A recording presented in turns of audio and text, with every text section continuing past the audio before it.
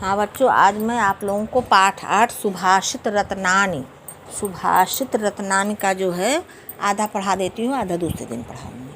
ठीक है, तो देखिए पहला है भाषासु मुख्या मधुरा दिव्या गिर्वाण भारती तस्या ही मधुरम काव्यम तस्माद अपि सुभाषितम। करें भाषासु माने भाषाओं में, मुख्या माने मुख्य, गिरवाड़ भारती माने देववाड़ी या संस्कृत जिसे कहते हैं, तस्या माने उसका, तस्मादपि माने उससे भी अधिक, सुभाषितम माने सुंदर उक्ति या सुंदर वचन। ठीक है, अब इसका संदर्भ कैसे लिखेंगे कि प्रस्तुत श्लोक हमारी पाठ्य पुस्तक संस्कृत के सुभाषित रत्नानी नामक पाठ से लिया गया है। इसका अनुवाद होगा, कैसे लिखेंगे, भाषासु मुख्या मधुरा दिव्या गिरवाण भारती। करें भाषासु माने भाषाओं में, गिरवाण भारती माने देववाणी या संस्कृत जिसे कहते हैं देववाणी। करें कि मुख्या माने मुख्य, मधुरा माने मधुर और दिव्या माने दिव्य है। कह रहे हैं सभी भाषाओं में देववाणी सबसे मुख्य, मधुर और दिव्य है।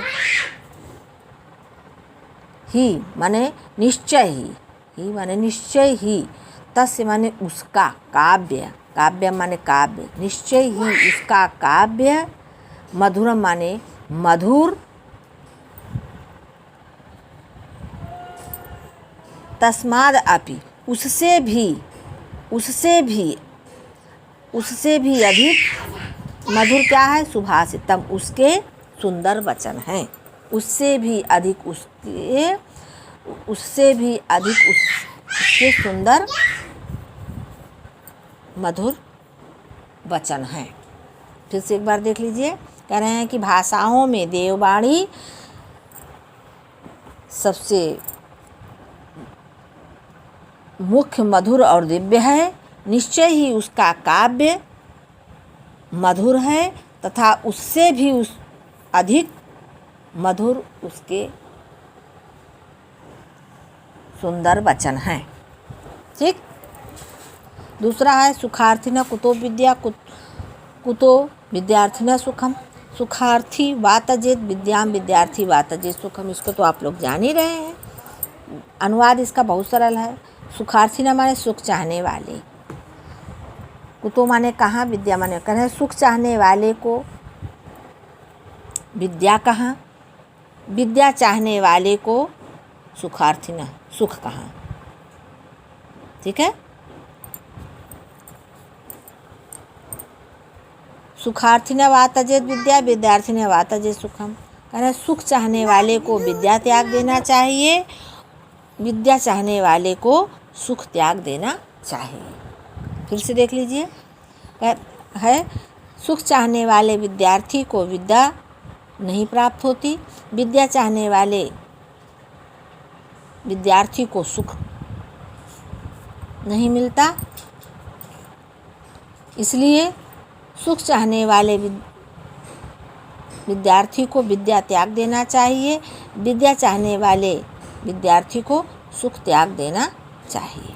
ठीक, तीसरा है जल बिंदु निपातेन क्रमशः पूरेत घट स हेतु सर्व विद्यानाम धर्मश्च धनम च। कह रहे हैं जल बिंदु निपातेन माने जल की बूंद गिरने से, क्रमशः माने एक एक बूंद, धीरे धीरे, पूर्त माने भर जाता है, घटा माने घड़ा, हेतु माने कारण, सर्व विद्यानाम माने सभी विद्याओं में, धर्म से धर्म का, धनस माने धन का, च माने और। कह रहे हैं जल बिंदु निपातेन, कह रहे हैं जल की एक एक बूंद गिरने से धीरे धीरे, क्रमशः माने धीरे धीरे, घटा माने घड़ा, पूर्ते माने पूरा भर जाता है,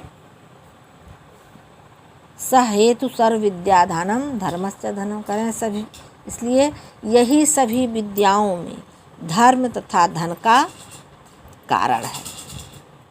यही सभी विद्याओं में धर्म तथा धन का कारण है, क्योंकि इन तीनों का संचय धीरे धीरे ही होता है।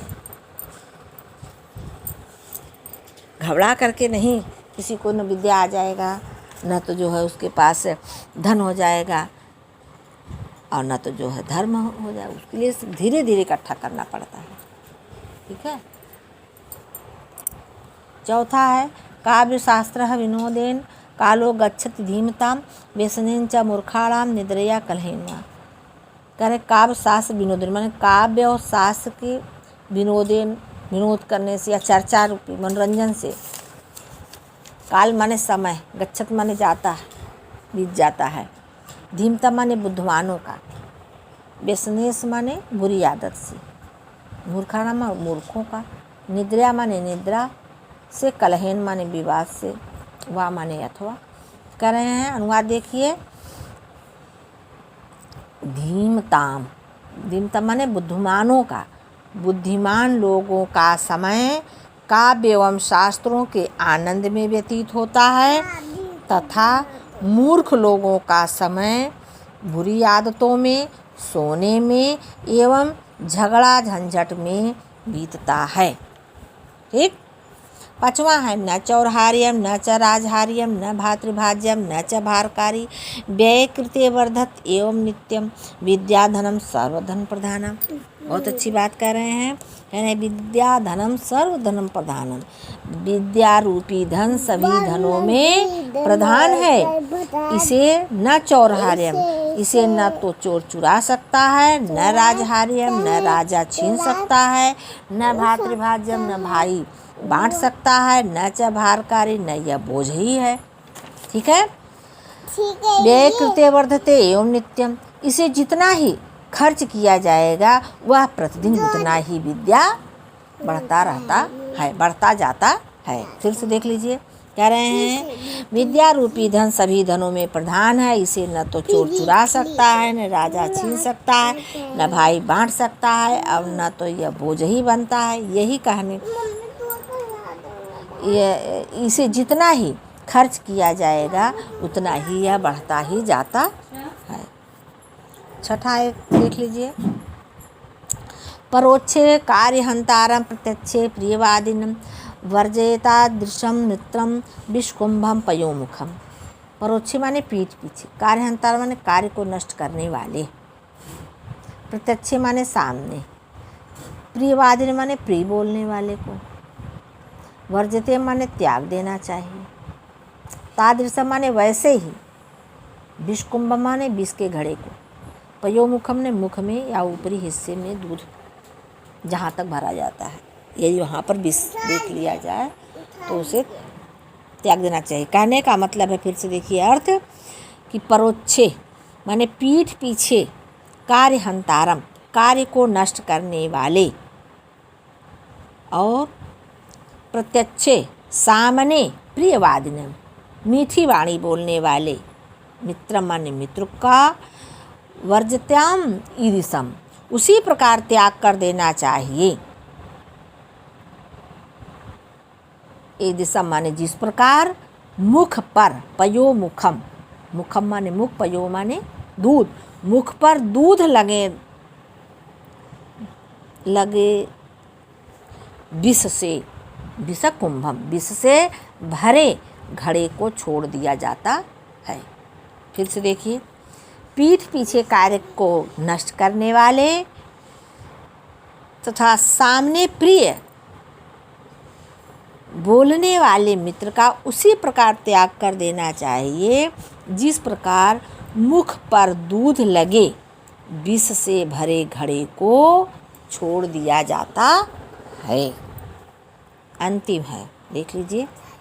उदेति सविता ताम्रम ताम्रम एवास्मेत च संपत्तौ च विपत्तौ च महता एक रूपता। बहुत अच्छी बात कर रहे हैं। उदेति माने उदय होता है, सविता माने सूर्य, ताम्र माने लाल, एव माने ही, अस्तमेति माने अस्त होता है, संपत्तौ माने संपत्ति में, सुख में, विपत्तौ माने दुख में, एक रूपता माने एक जैसा होना।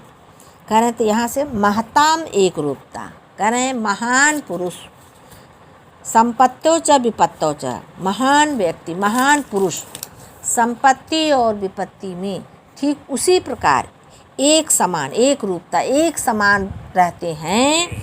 जिस प्रकार सविता माने सूर्य, जिस प्रकार सूर्य उदित माने उदय होते समय भी लाल रहता है और अस्त होते समय भी लाल ही रहता है। ठीक है, बस आधा आज पढ़ाए हैं और आधा जो है फिर कल पढ़ा दें। ठीक है कि नहीं? 7 आज पढ़ा दिए हैं और 8 कल पढ़ा देंगे तो पूरा हो जाएगा आपका।